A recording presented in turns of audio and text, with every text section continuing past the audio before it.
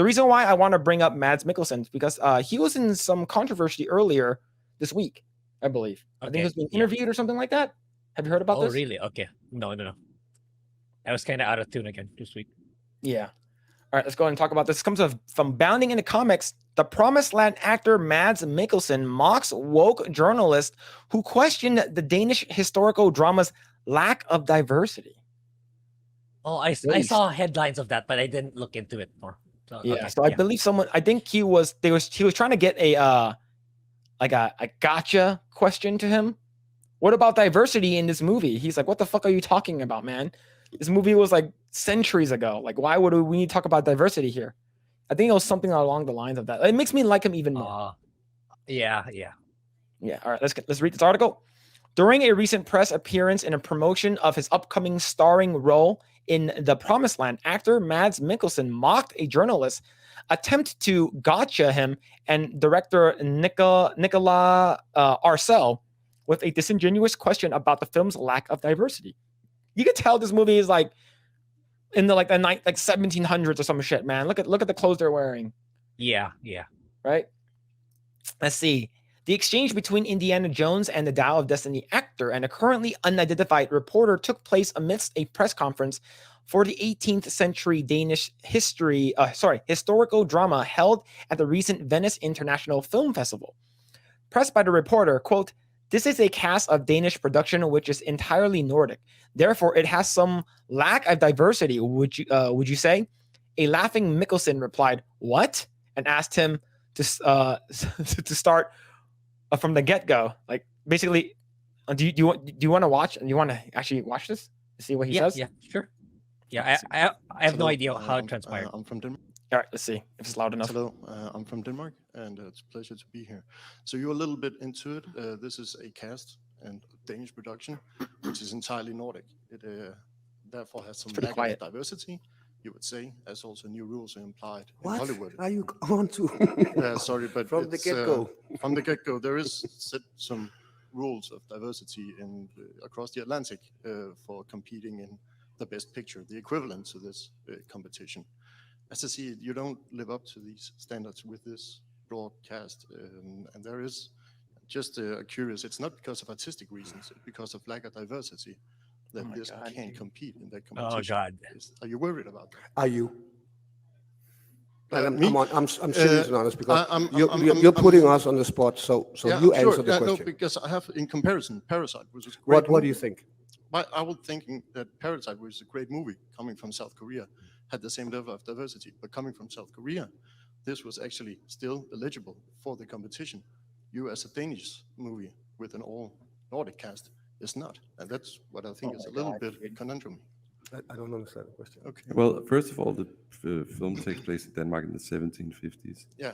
We do have a big plot line, about a girl of color who is being subjected to racism. Okay. And and which was very rare. Any people of color in Denmark, almost nobody.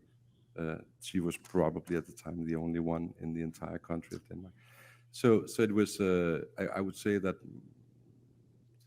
it hasn't been. It wasn't a thought in our mind that I think it would be a little weird. If it's just a historical, how it was in the 1750s. That's also what I was portraying for. Yeah. Cool. What a piece of shit. Yeah. Why did you ask it if you think that's the case too? At the end, towards the end. I guess they wanted to see what they're gonna say. Yeah, it's like, what a fucking disingenuous piece of shit. Yeah. It's like, like even he talked about Parasite, right? Well, we all know that it was a lack of diversity in Parasite, the movie, based off of a story that you made in South Korea, whereas mostly, Koreans, but we, that one movie, Matt Damon, he was in the Great Wall. What, that it's so fucking stupid. Why? Who fucking cares? If this is a historical thing back in 1800s or 1700s, you're trying to be accurate. No fucking way would, an Asian person, a black person, or would be there. Maybe there is, but it's so it's probably like less than 1%. Right? There's like, oh, why don't you have this person here? You could have had the opportunity to have, you know, a diverse cast. It's like, shut the fuck up, man. Jeez. It's like, you know, that's the reason why, like, they have to. All of these people are just going to ask, oh, why? I thought, you know, there shouldn't be any, you know, black elves or anything like that, because Tolkien is based off, you know, the story is based off of this, you know, this culture over here. Yeah, European culture. That. Yeah, European culture. It's like, but we have to put that because we want the ESG money. Yeah, it's like, that's what that like the first thing that you saw Matt Mikkelsen did, he started laughing. He's like, what? What the fuck is this question? Yeah. Right. Let's continue. All right, so people who couldn't hear, let's see. He said, it is said that there are some rules of diversity across the Atlantic for competing in the Academy Awards Best Picture. The reporter explained the equivalent to this competition, and as I see, you don't live up to the standards of which is broadcast. Yeah, it's because you have to have 50% of people in your either backstage or on screen to be 50% diverse, right? In order for you to be able to be nominated for an Oscar, an Academy Award, right, for Best Picture, which is what this is. You know, it wants to be competing in the Academy Awards. The fact that he said, well, you don't have a diverse cast or a diverse set of people working on a project, so you guys shouldn't be able to be nominated. What? Oh my God, dude. When I first heard about the 50% thing, I was like, this is fucking stupid. Why the hell would they need to include any of the kind of diverse? Maybe people in the back, people who are working behind the cameras, the boom guy, the grip guy, craft service guy or whatever, the writer or whatever it is. But if he's talking about people who are acting in it, then yeah, it doesn't make sense for you to have it, right? Well, yeah, it's probably Dial of Destiny's gonna win because, like, it reminded me of Dial of Destiny because all the bad guys are white dudes. Then there's even a part where oh yeah, I forgot to mention there's a short round equivalent. Do you know who Short Round is in Indiana Jones? I do. Yeah, okay. He's Perry Chan. Yeah. There's a short round equivalent in Dial of Destiny. A dumbed down version for Phoebe Waller-Bridge. His name is Teddy. So there was this. They even made a scene where there's a white kid looking down on him. So it's like they really went full on the ESG checklist. So all the bad guys are white dudes, and many of the good guys are from other races. So it's like, yeah, that guy should watch Dial of Destiny. He's gonna give it a full on 100 best movie of the year. Yep, it's gonna, even though it got shit money, it lost money. You know, everyone hated it. Well, some people hated it, right? I'm pretty sure most people hated it, actually. Yeah, something like that. It's still gonna win Academy Award. Jesus. Let's see. All right, let's see. It's going to continue. Let's see. Sorry here. And I'm curious, not just because the artistic reason, but because the lack of diversity that this can't compete in that competition. Are you worried about that? Dismissing the premise of the reporter's question, Matt Mikkelsen fired back, are you? I'm serious and honest because you're putting us on the spot. So you answered that question. The journalist then went on to mention Parasite, noting that the South Korean film didn't meet the Academy's new diversity quotas, but still ended up winning several awards in 2020, including Best Director, Best International Feature Film, and Best Picture. In comparison, Parasite, I would think, was a great movie. Coming from South Korea, it had the same level of diversity, but coming from South Korea, this was actually still eligible for the competition. You, as a Danish movie with all the Nordic cast, is not. And that's what I think it's a little bit of a conundrum. Oh my God, dude. This reporter needs to like be fucking thrown out, man. Like, you probably shouldn't be able to talk. Like, you should probably be by like people there. It's like, we're not answering any questions from dumbass like you. It's so dumb. Yeah, it's like you should be part of the people who get laid off from the strike. For the bad people, the woke people. Yeah. Let's continue. Let's see. Okay, well, first of all, this film takes place in Denmark in 1750s. Then interjected Arcel. We do have a big plot line, you know, about a girl of color who is being subjected to racism, which is very rare to see any people of color in Denmark. Almost nobody. Excuse me. She was probably at the time the only one in the entire country of Denmark, he continued. So I would say that there wasn't a thought in our mind that I think would be a little weird, It's just a historical, it's how it was in the 1750s. Issuing a joint statement in September 2020, Academy President David Rubin and Academy CEO Don Hudson announced that going forward, films would need to meet a certain diversity standards in order to be eligible for Best Picture nomination.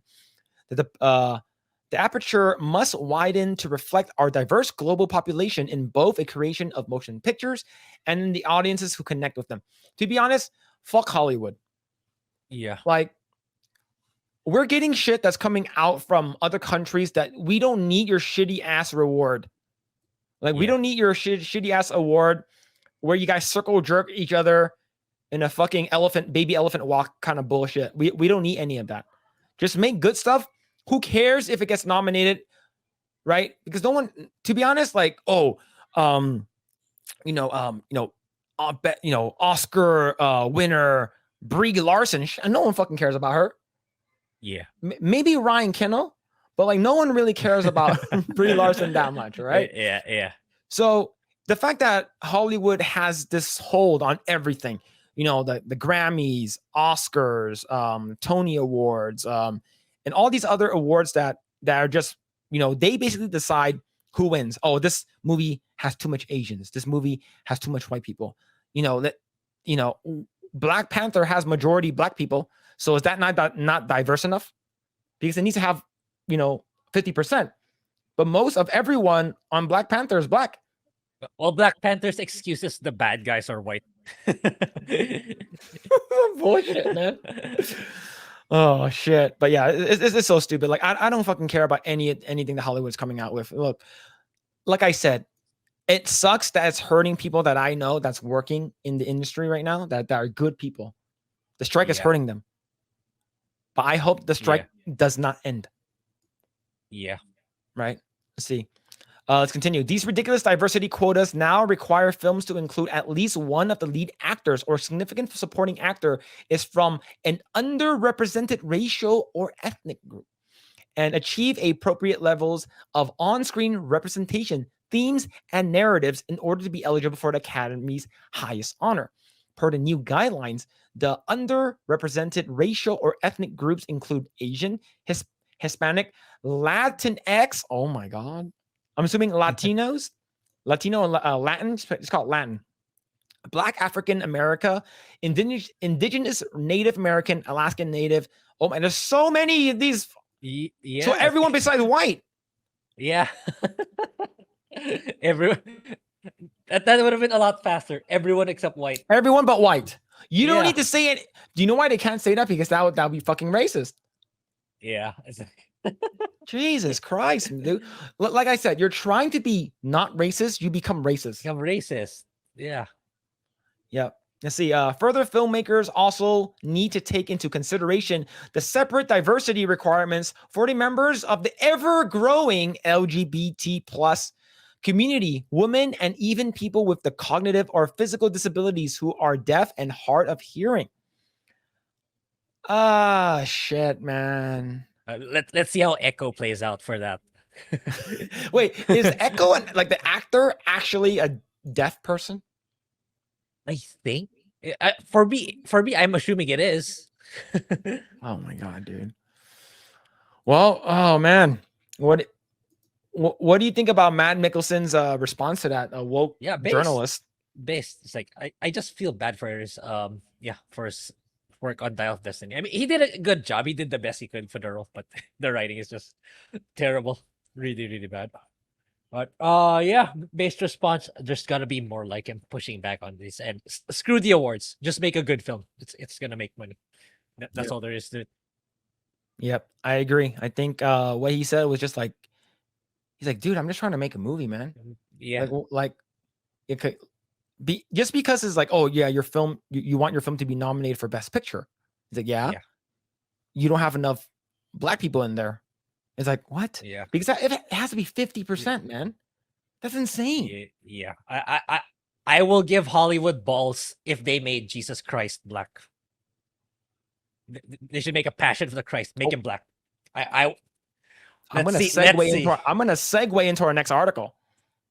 Okay, that was a good segue. Okay, good. Yeah, I'm gonna segue into the next article for that one, man. That's gonna be a good topic to talk about next. Thanks for checking out this segment of the Project Eggroll podcast. If you like what we do here, please like, share, subscribe, hit the notification bell, and you will know next time when we go live. We do go live every Saturday at 8 p.m. Once again, we are just getting started. Tons of more video to come. Thanks, and we'll see you guys next time.